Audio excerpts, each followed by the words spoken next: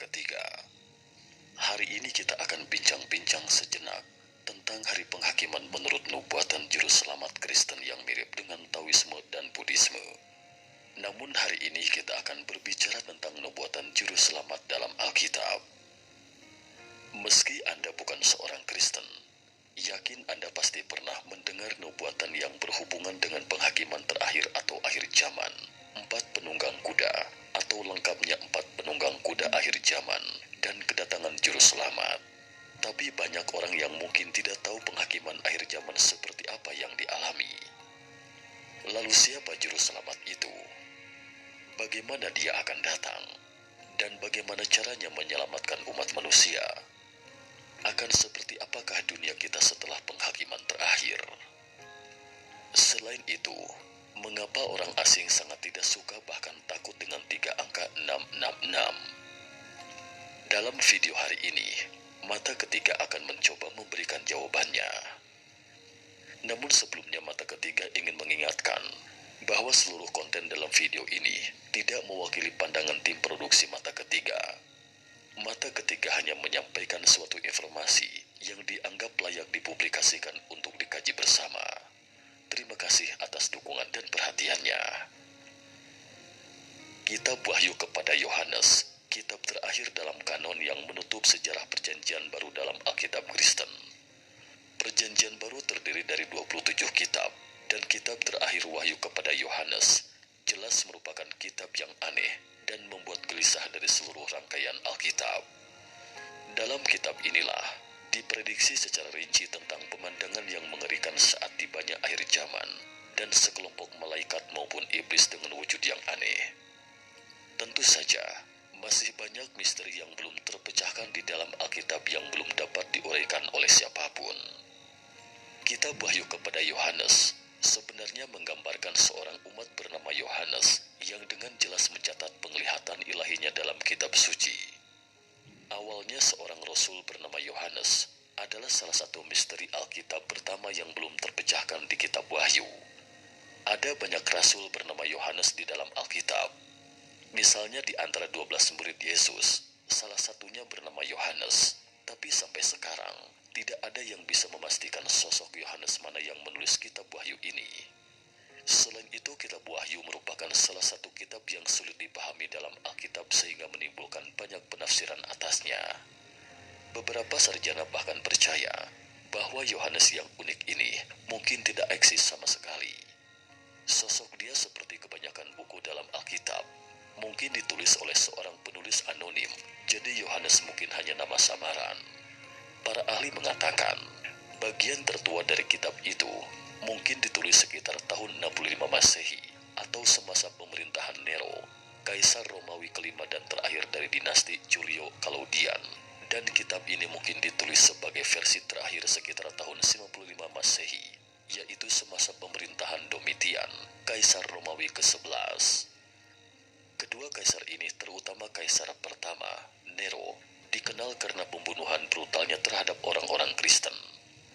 Dengan latar belakang inilah, Yohanes penulis kitab Wahyu baru melihat penglihatan ilahi.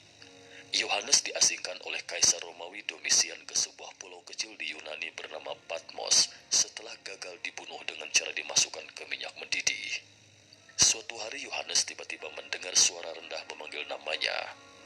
Dia segera berbalik dan melihat sesosok makhluk halus yang dikelilingi oleh 7 tongkat lilin berwarna emas. Di sini Alkitab tidak mengungkapkan identitasnya, tetapi belakangan diketahui bahwa dia adalah sosok Yesus sendiri. Tetapi wujud Yesus ini tidak sama dengan Yesus yang lembut dan pengasih yang biasa kita saksikan. Ini sangat aneh. Dia berpakaian putih, sepasang matanya menyala merah, dan memegang 7 bintang di tangan kanannya. Yang paling aneh adalah, dari mulutnya menjulur sebilah pedang bermata 2. Dalam teks asli di Alkitab, memang ada gambaran seperti itu. Mengapa dari mulut Yesus menjulur pedang bermata 2? Terkait ini, nanti akan kita bahas. Tentu saja, wujud Yesus bukanlah gambaran yang paling aneh. Semakin ke belakang, semakin banyak penampakan aneh yang akan kita saksikan. Kemudian Yesus meminta Yohanes untuk menulis kepada 7 gereja yang tersebar di Laut Mediterania, memberitahu ketujuh gereja itu tentang penglihatan ilahi yang ditunjukkan Tuhan kepada Yohanes selanjutnya. Setelah selesai menulis, Yohanes dibawa ke surga. Selanjutnya Yohanes melihat penglihatan ilahi yang lebih menakjubkan. Di hadapannya adalah tahta raksasa yang dikelilingi oleh 24 tahta yang lebih kecil, di mana 24 tetua duduk di singgasana. Tahta di tengah tampak begitu terang, berkilauan seperti banyak permata yang disatukan. Sosok orang yang duduk di singgasana itu begitu menyilaukan, sehingga Yohanes tidak bisa mengenali siapa dia dengan mata telanjang. Tapi entah mengapa, dalam hatinya Yohanes seakan tahu sosok orang itu. Ketahuilah bahwa yang duduk di singgasana ini adalah Tuhan yang Maha Esa, karena hanya singgasana ini yang selalu disertai sambaran kilat, guntur, dan selain itu, ada 7 pelita emas di depan tahta. Ketujuh pelita ini adalah 7 roh Tuhan. Namun 7 pelita di sini juga merupakan misteri lain dari Alkitab yang belum terpecahkan. Bukankah dikatakan bahwa Tuhan itu Maha Esa? Lalu apa itu 7 roh Tuhan? Terkait ini, para sarjana yang meneliti Alkitab masih belum memiliki jawaban yang pasti. Perhatian Yohanes selanjutnya segera beralih dari Tuhan ke 4 monster yang mengambang di dekat singgasana. Salah satunya mirip singa, satunya lagi mirip lembu, yang ketiga mirip manusia, dan yang keempat mirip elang. Masing-masing dari monster ini memiliki 6 sayap dan dipenuhi dengan mata di seluruh tubuh luar dan dalam, dan selalu menyanyikan lagu pujian kepada Tuhan siang dan malam. Kudus, kudus, kuduslah Tuhan yang Maha Kuasa, yang sudah ada dan yang ada dan yang akan datang. Apa sebenarnya monster-monster aneh ini? Malaikat yang digambarkan dalam Alkitab sebenarnya tidaklah secantik yang kita bayangkan. Di Alkitab, malaikat terlihat seperti monster seperti ini, penuh dengan mata. 4 malaikat di sini adalah yang paling mulia dari jajaran malaikat, serafim bersayap 6. Dalam kitab perjanjian lama lainnya, kitab Yehezkiel, Nabi Yehezkiel juga digambarkan melihat gambaran tentang Tuhan dan malaikat. Namun dalam gambaran Yehezkiel, ada beberapa perbedaan dari serafim di sini. Di dalam kitab Yehezkiel, serafim memiliki 4 kepala, masing-masing adalah singa, lembu, manusia, dan elang. Tetapi dalam gambaran Yohanes, keempat serafim ini terpisah, masing-masing memiliki satu tubuh dan wajah. Mungkin serafim yang menyala-nyala ini seperti Raja Kera Sun Gukong dalam film Perjalanan ke Barat yang juga memiliki kesaktian memisahkan tubuh. Selain itu, dalam deskripsi Yehezkiel, ada tahta seperti kristal di bawah tahta suci Tuhan untuk menopang tahta suci, dan di bawah tahta ada 4 roda penuh mata dan api yang menyala-nyala seperti 4 roda yang menopang tahta suci. Yehezkiel mengatakan bahwa roda ini bukan benda biasa, tetapi malaikat dengan kehidupan dan kekuatan ilahi yang disebut Opanim. Sayangnya dalam kitab Wahyu, tidak ada catatan tentang malaikat dengan roda ini. Hari ini toko saya ingin memperkenalkan kepada sebuah produk lilin anti gores serbaguna yang diimpor. Kitab Wahyu, tidak ada catatan tentang malaikat dengan roda ini. Menurut dugaan tim mata ketiga, mungkin Yohanes melihat Tuhan ketika berada di surga, sedangkan penglihatan Yehezkiel tentang Tuhan itu saat berada di bumi. Mungkin Opanim ini hanya akan muncul ketika dia turun ke bumi. Di samping itu, mungkin ada yang bertanya-tanya, mengapa para malaikat ini memiliki begitu banyak mata? Menurut beberapa ahli, ini mungkin menyiratkan bahwa malaikat memiliki kemampuan melihat segala sesuatu, tetapi beberapa ahli lainnya mengatakan bahwa ini mungkin penulis Alkitab ini. Mereka sengaja menulisnya seperti itu untuk membuat orang merasa ngeri, karena hanya ketika manusia benar-benar takut pada mereka, mereka baru tidak akan melakukan kesalahan yang Tuhan tidak izinkan dilakukan oleh manusia. Di penghujung video nanti, teman-teman bisa merasakan sendiri betapa menakutkannya malaikat itu. Selain malaikat, karakter lain yang lebih penting akhirnya muncul. Selanjutnya muncul hewan aneh lain di depan Yohanes. Meskipun tampak seperti seekor anak domba yang lemah, tapi ia memiliki 7 tanduk, 7 mata dan berdarah. Sekilas tampak seperti baru dibunuh. Sebenarnya domba ini mewakili Yesus yang pernah disalibkan di kayu salib. Karena Yesus sering disebut anak domba Tuhan, dan yang paling penting adalah ternyata domba ini membawa gulungan besar di tapaknya, dan gulungan ini terdapat 7 materai. Asal tahu saja, jangan pandang remeh gulungan ini, karena ia adalah kunci akhir zaman. Materai pertama dibuka, muncul sebuah wahyu. Penunggang kuda putih, menerik busur dan mengenakan mahkota. Ia melambangkan titisan wabah, adalah yang pertama dari 4 penunggang kuda. Kemudian materai kedua dibuka, seorang kesatria di atas kuda merah dengan pedang besar muncul. Ia melambangkan perang. Berikutnya materai ketiga dibuka, seorang kesatria di atas kuda hitam muncul dengan timbangan di tangannya, yang melambangkan kelaparan. Materai terakhir dibuka, seorang kesatria di atas kuda hijau dengan sabit muncul, yang melambangkan kedatangan malaikat maut. Hanya 4 dari 7 material yang dibuka, 1/4 dari umat manusia di bumi telah tewas terbunuh hidup-hidup. Mungkin Anda berpikir bahwa 3 segel tersisa yang belum dibuka itu, mungkinkah ada yang lebih mengerikan daripada 4 penunggang kuda? Namun untungnya, ketika materai kelima dibuka, tidak ada hal buruk yang terjadi. Sebaliknya justru roh para martir di bawah altar diberikan jubah putih yang indah yang melambangkan naik ke surga, dan roh para martir ini juga diberitahu bahwa dalam waktu dekat ketika cukup banyak martir telah mati, Tuhan dan Yesus akan memulai penghakiman terakhir. Setelah itu mereka semua akan ke surga. Martir di sini adalah sebuah kata yang berasal dari bahasa Yunani. Artinya saksi atau orang yang memberikan kesaksian. Kata ini umumnya dipakai untuk orang-orang yang berkorban, seringkali sampai mati demi kepercayaannya. Memang itulah yang dikatakan dalam Alkitab. Mengapa hari penghakiman belum juga diluncurkan? Itu karena jumlah martir yang mati sekarang belum cukup. Ketika cukup banyak yang mati, maka penghakiman terakhir akan dimulai. Namun kemudian keadaan menjadi lebih buruk ketika materai ke-6 dibuka. Segera setelah itu, terjadi gempa bumi yang dahsyat. Saking dahsyatnya gempa itu, sehingga gunung dan pulau pun berguncang dan langit menjadi gelap seiring terjadinya gempa. Bahkan matahari terlihat hitam gelap, sementara bulan lebih aneh lagi. Bulan purnama tampak merah seperti darah. Dan selanjutnya yang lebih mengerikan adalah bintang-bintang di langit juga jatuh ke bumi. Manusia di bumi, baik itu raja, menteri, jenderal, orang kaya, rakyat jelata, maupun budak, hanya bisa bersembunyi di gua. Tapi siapa yang bisa bersembunyi dari murka Tuhan? Lalu materai ke-7 dibuka, tapi untungnya sama seperti materai kelima. Materai ke-7 tidak membawa terlalu banyak bencana. Dalam buku terlarang hanya menyebutkan secara singkat bahwa ada sekitar setengah jam keheningan di surga. Jadi ini adalah misteri lain yang juga belum terpecahkan. Mengapa surga dalam keadaan hening selama setengah jam saat ini? Mungkinkah Tuhan merasa jemu mendengar lagu pujian yang dinyanyikan para malaikat dan akhirnya ingin tenang sejenak? Tidak ada yang tahu kenapa.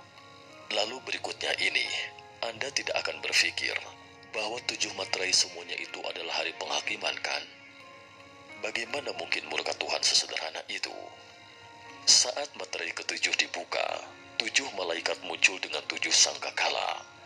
Sekarang Anda mungkin telah memperhatikan bahwa 7 bintang, 7 pelita emas, 7 tanduk, 7 mata, 7 materai dan sekarang 7 sangkakala. Mengapa angka 7 terus berulang dalam Alkitab? Dikatakan bahwa 7 hari Tuhan menciptakan alam semesta. Angka 7 ini mungkin melambangkan angka yang paling sempurna. Namun kebetulan, angka 7 juga kerap muncul dalam Buddhisme dan Taoisme. Ketika Sang Buddha lahir, dia berjalan maju 7 langkah. 1 langkah tumbuhlah bunga teratai, lalu menuju ke langit sambil berkata, bahwa aku adalah satu-satunya di langit dan bumi. Metode meditasi Zen atau duduk meditasi disebut Zen 7 hari.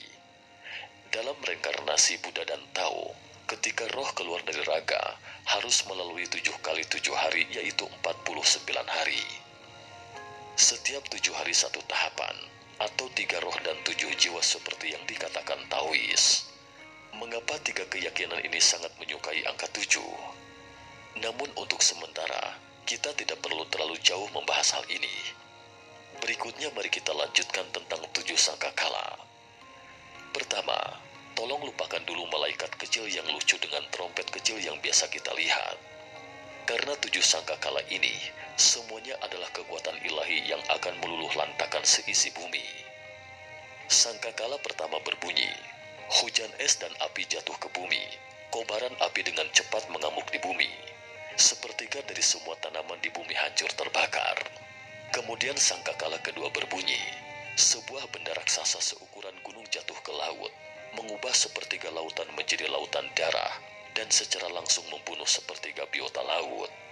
Kemudian lagi, sangkakala ketiga berbunyi, sebuah bintang besar jatuh dari langit dan mendarat di sungai. Bintang ini bernama Absinthus. Sebenarnya namanya adalah terna, sejenis tanaman yang beracun. Di Tiongkok umumnya dikenal sebagai wormwood atau mugwort, adalah tanaman tahunan herbal dengan rimpang yang merayap. Menurut orang Tionghoa Tiongkok, wormwood adalah sejenis tanaman yang mengeluarkan bau menyengat, rasanya pedas dan pahit. Kesan pertama orang barat pada wormwood adalah pahit dan beracun. Jadi yang tersirat di sini adalah bahwa bintang yang jatuh ini akan mencemari semua air tawar di dunia dan membuat semua air tawar menjadi pahit dan beracun. Umat manusia yang tersisa akan lebih sulit untuk bertahan hidup. Berikutnya sangkakala keempat dibunyikan, terpukullah sepertiga dari matahari dan sepertiga dari bulan dan sepertiga dari bintang-bintang, sepertiga daripadanya menjadi gelap dan sepertiga dari siang hari tidak terang dan demikian juga malam hari. Wahyu 8 ayat 12. Ini nih barang yang wajib kalian punya. Beberapa orang berpikir bahwa suara trompet ini tampaknya sangat mirip dengan hukuman dari materai ke-6. Oleh karena itu, beberapa ahli percaya bahwa kitab Wahyu ini mungkin tidak ditulis oleh satu orang. 7 materai mungkin ditulis oleh satu orang, sedangkan 7 sangkakala itu ditulis oleh orang lain. Karena itulah menyebabkan ceritanya berulang baik sebelum atau sesudah. Tetapi menurut tim mata ketiga, sebenarnya ada perbedaan di antara keduanya. Materai ke-6 di awal mengatakan bahwa matahari terhalang oleh sesuatu yang buram, sekilas tampak seperti wol. Itu berarti masih ada sedikit cahaya yang masuk. Sementara di sini dikatakan sepertiga dari hari tanpa cahaya matahari, bulan atau bintang. Jadi masih agak berbeda. Lalu berikutnya sangkakala kelima. Poin di sini sepertinya paling aneh menurut tim mata ketiga. Sesosok malaikat turun ke bumi sambil membawa kunci besar, membuka sebuah lubang besar tak berujung. Kemudian asap hitam tebal keluar dari lubang itu, dan kali ini benar-benar celaka.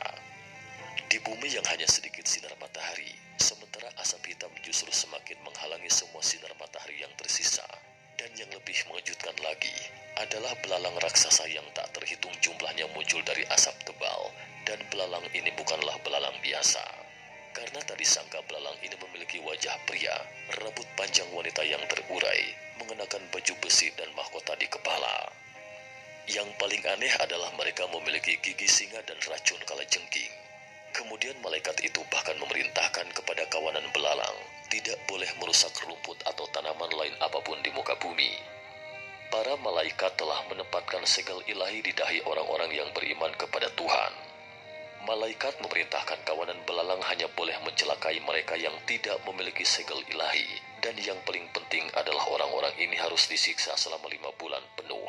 Jangan biarkan mereka mati jika selama siksaan itu mereka bermaksud ingin mati. Namun yang paling aneh adalah raja segerombolan belalang ini tidak lain adalah Raja Iblis bernama Abaddon atau Apollyon. Ini benar-benar menarik. Bukankah malaikat dan iblis itu saling berlawanan? Mengapa malaikat di sini dapat memerintahkan iblis bekerja untuk mereka? Namun catatan tentang Raja Iblis Abaddon atau Apollyon ini juga ambigu. Jadi perdebatan tentangnya tidak pernah berhenti. Beberapa orang berpikir ia adalah salah satu dari 7 raja iblis, Beelzebub. Sementara beberapa orang lainnya berpikir bahwa sosok iblis ini bukanlah iblis biasa. Identitasnya sejak awal adalah malaikat maut. Secara permukaan dia terlihat seperti iblis, tetapi dalam hati sebenarnya dia adalah malaikat. Dia memiliki kejahatan paling suci dan melaksanakan kebaikan paling kejam. Dia ingin menebus umat manusia, namun tidak dengan cara kebaikan hati, tetapi menggunakan kekerasan dengan kekerasan, dan menggunakan balas dendam dan kematian untuk menghukum kejahatan. Tentu saja semua ini hanya dugaan. Siapa sebenarnya Abaddon itu masih menjadi salah satu misteri dalam Alkitab yang belum terpecahkan. Tidak ada jawaban yang pasti sejauh ini, tapi kita jangan pernah berhenti. Selanjutnya mari kita lihat misteri lain yang belum terpecahkan di dalam Alkitab. Sebelumnya telah disebutkan ada 5 sangkakala yang dibunyikan. Berikutnya adalah sangkakala ke-6 dibunyikan. Tercatat dalam Alkitab bahwa 4 malaikat yang semula terikat di sungai Efrat dilepaskan, dan tujuan mereka adalah membunuh sepertiga umat manusia secara langsung, ditambah 4 penunggang kuda seperti yang disebutkan di awal. Mereka membunuh 1/4 umat manusia. Artinya 8 orang ini telah membunuh hampir 60% umat manusia. Sampai di sini tim mata ketiga pun agak pusing. Sebenarnya iblis yang mengerikan atau malaikat yang menakutkan. Dan di sini masih ada misteri lain yang belum terpecahkan di dalam Alkitab. Mengapa para malaikat ini dibelenggu ke sungai Efrat? Sungai Efrat adalah sungai terpanjang di Asia Barat dan merupakan salah satu sungai terpenting dalam sejarah. Banyak orang sekarang percaya bahwa bangsa Sumeria menciptakan peradaban manusia pertama di sini sekitar 6.000 hingga 8.000 tahun lalu. Dan menurut Alkitab, Taman Eden kemungkinan berada di sekitarnya. Disinilah Tuhan dan manusia pertama kali datang. Para sarjana telah menelusuri di dalam Alkitab, namun tidak menemukan jawaban apapun. Tidak ada yang tahu mengapa ke-4 malaikat ini dibelenggu di sungai Efrat. Alkitab hanya mengatakan, 4 malaikat ini telah dibelenggu di sini sejak dulu. Mereka telah diatur untuk menunggu di sini, sampai suatu hari mereka sudah tahu bahwa mereka akan langsung membunuh sepertiga umat manusia saat ini. Sekarang aku mau masak dulu. Bukan di sini adalah kejahatan apa yang dilakukan ke-4 malaikat ini sebelumnya, sehingga meminjam tangan mereka untuk membunuh manusia, atau semua ini memang sudah diketahui oleh Tuhan. Dia sudah tahu bahwa pada suatu hari nanti, sepertiga umat manusia akan dimusnahkan. Selanjutnya mari kita lanjutkan ke sangkakala ke-7. Namun sangkakala ke-7 seperti materai ke-7 yang disebutkan sebelumnya di atas. Sangkakala ke-7 tidak akan menyebabkan kehancuran apapun, tapi inilah misteri lain yang belum terpecahkan dari Alkitab yang ingin kita ketahui. Banyak orang mempelajari Alkitab dalam sepanjang hidup mereka untuk memecahkan misteri ini, tapi tidak ada yang bisa menebak apa yang dia maksud. Menurut catatan Yohanes, dia melihat kedatangan malaikat lain lagi. Dia mengaum keras seperti auman singa diiringi guntur besar. Tapi intinya adalah ketika Yohanes ingin mencatat apa yang digemakan malaikat tadi, malaikat itu berkata, "Tidak, kau tidak boleh menulis apa yang digaungkan 7 guntur tadi. Kau tidak boleh membiarkan orang lain tahu," kata sang malaikat. Jadi ini terdengar aneh. Semua penglihatan ilahi Yohanes diminta untuk dicatat secara rinci, tapi mengapa tidak boleh mencatat bagian yang dilarang malaikat? Rahasia apa yang tersembunyi dalam kata-katanya ini? Tidak ada yang tahu, hanya bisa menduga secara tidak pasti. Ada yang menduga bahwa ini hanya himne atau puji-pujian yang dinyanyikan malaikat untuk Tuhan, jadi tidak perlu dicatat. Tapi banyak orang tidak berpikir demikian. Mereka menduga bahwa inilah rahasia yang Tuhan tidak ingin manusia ketahui, sehingga banyak orang mempelajari Alkitab hanya untuk menguraikan rahasia ini. Kini 7 materai dan 7 sangkakala semuanya telah berbunyi. Bumi gelap gulita, air tawar menjadi pahit dan beracun, sehamparan sungai menjadi merah darah, kobaran api di mana-mana, dan segerombolan belalang raksasa menyiksa manusia yang tersisa dengan racunnya. Tersiksa antara hidup dan mati, dunia manusia tak ubahnya seperti neraka. Apakah murka Tuhan sudah berhenti? Tentu saja tidak. Selanjutnya masih ada masalah yang lebih besar. Kitab suci mengatakan bahwa kabar baik saat ini adalah munculnya penglihatan ilahi di langit. Seorang wanita dengan kilau matahari dan memijak bulan di kakinya dan mengenakan 12 mahkota bintang di kepalanya muncul di langit. Wanita ini adalah Bunda Maria, dan yang dikandungnya tidak lain adalah Juru Selamat yang sangat dinanti-nantikan, Yesus. Tetapi kabar buruknya adalah munculnya seekor naga merah dengan 7 kepala dan 10 tanduk. Naga ini sangat besar, tetapi ekornya menyeret sepertiga dari bintang-bintang di langit saat ia terbang ke bumi.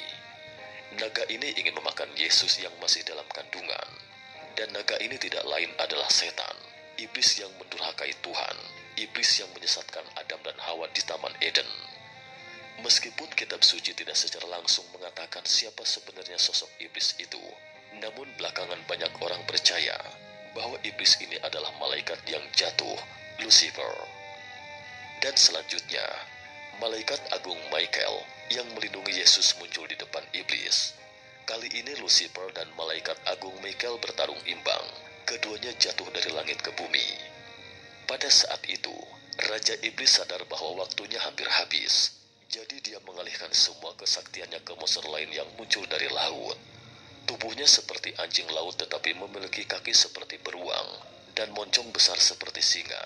Dan seperti naga tadi, monster ini juga memiliki 7 kepala dan 10 tanduk. Kesaktian terbesar dari iblis adalah menyesatkan manusia. Jadi begitu monster laut ini keluar dari laut, dia akan berkeliaran di antara kerumunan manusia dan menunjukkan kekuatan gaibnya, sambil mengatakan hal-hal yang buruk tentang Tuhan kepada orang-orang yang selamat. Dan tak lama kemudian, orang-orang yang selamat di bumi ini mulai sepenuhnya meninggalkan Tuhan dan mulai menyembah monster itu. Selanjutnya kemudian muncul monster kedua, tetapi monster kedua ini sangat mirip dengan wujud anak domba Yesus, tetapi hanya memiliki 2 tanduk dan suara iblis. Dia adalah Kristus palsu atau antikristus yang biasa kita dengar. Kemudian Kristus palsu ini berkeliling memberitahu penduduk bumi betapa hebatnya binatang pertama itu dan menunjukkan banyak trik sihir untuk membuktikan bahwa dia tidak ada bandingannya. Dan begitu orang-orang ini percaya pada 2 monster ini, mereka akan mengukir 6663 angka ini di dahi mereka. Pertanyaannya, mengapa harus mengukir 3 angka 666 di dahi mereka? Banyak sarjana Alkitab menganggap itu sebagai kode untuk penguasa tirani Nero Caesar. Pada zaman dahulu, orang-orang terbiasa mengubah huruf menjadi angka secara berurutan. Alfabet Ibrani memiliki tradisi ini juga. Dan jika Anda mengeja Kaisar Nero dalam bahasa Ibrani, maka angka 66 ini sendiri diterjemahkan sebagai Nero Caesar.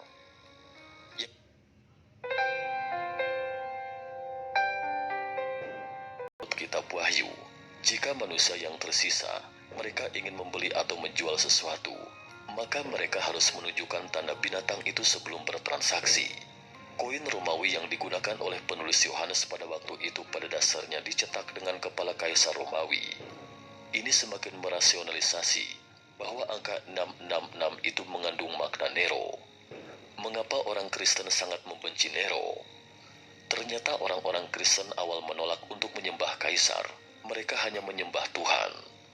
Jadi ini membuat marah banyak Kaisar Romawi, terutama Nero.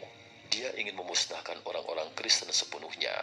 Jadi dia terus menindas orang Kristen, melakukan pembakaran, dimasukkan kandang singa, dan menggunakan segala macam cara yang kejam, sehingga pada akhirnya Nero menjadi simbol kejahatan di mata orang-orang Kristen.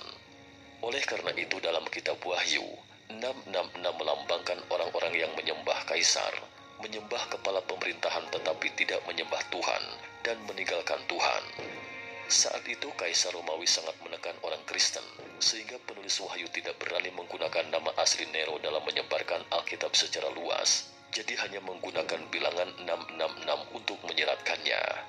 Dan ketika orang-orang yang selamat ini terus bergabung dengan kamp iblis, para malaikat juga tidak menganggur sama sekali. Mereka telah siap untuk kehancuran terakhir. Setelah dikumandangkannya 7 materai dan 7 sangkakala, berikutnya muncullah 7 cawan emas.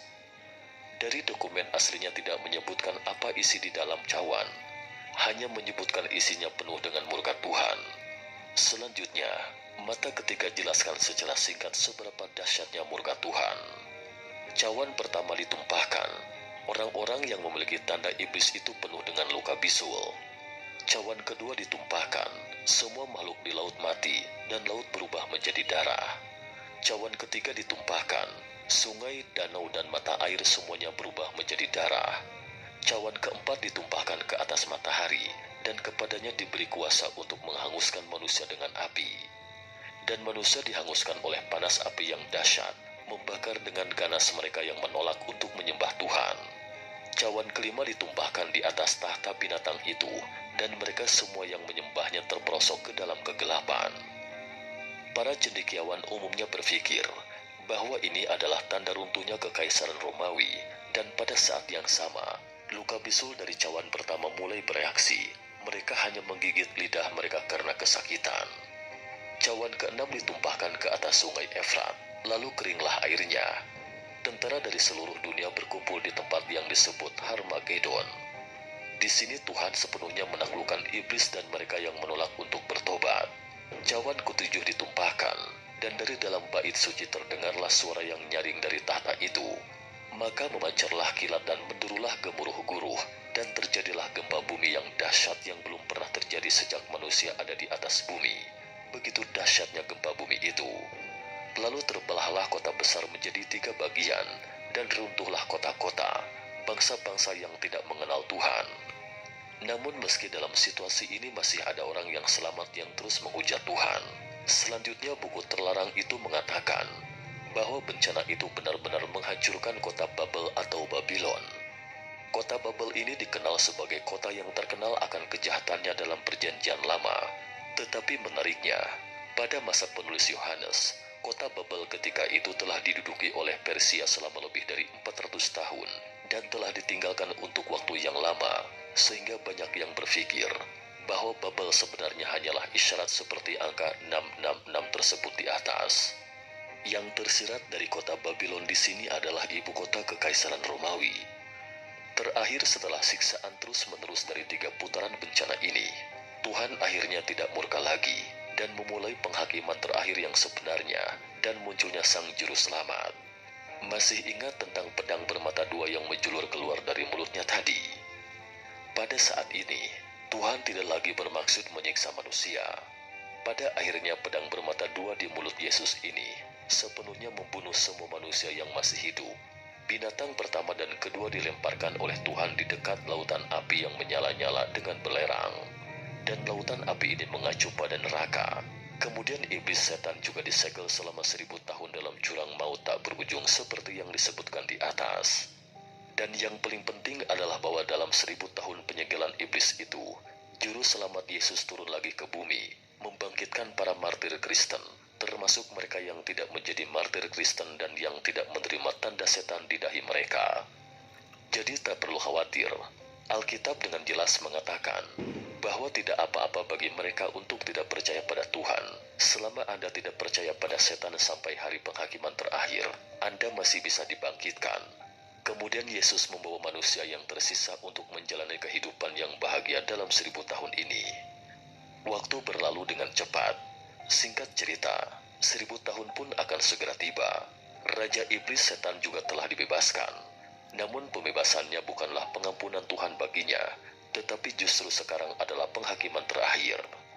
Namun momen pertempuran terakhir ini sedikit mirip dengan Game of Thrones. Hasilnya adalah hanya segumpalan api dari langit dan menelan pasukan iblis dalam satu gempuran. Termasuk mereka yang dulu menyembah iblis, semuanya dilempar ke lautan api bergabung dengan barisan 2 binatang sebelumnya. Dan saat itu, pengaruh iblis itu pun akhirnya berakhir. Namun apakah Anda pikir semua itu berakhir begitu saja? Sebenarnya masih ada bagian yang menarik di belakangnya. Wahyu terakhir juga menggambarkan sebuah akhir yang indah. Di atas bumi akan ada kota suci yang baru, Yerusalem. Ini adalah kota baru yang indah yang terbuat dari emas murni. Kota ini berupa kubus besar, panjang, lebar dan tingginya adalah 2400 km.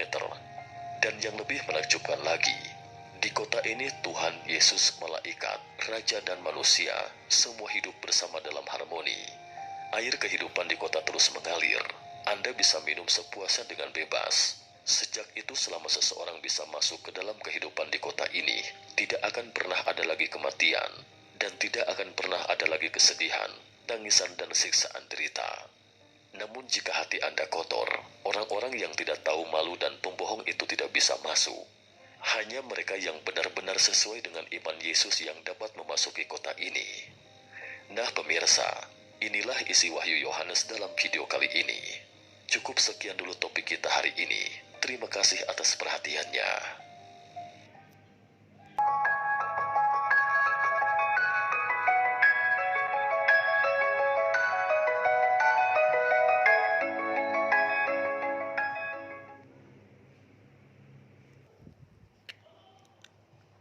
Alkitab, yaitu kitab Wahyu, kitab kehidupan yang sesungguhnya adalah di Sion. Kitab Wahyu di Sion.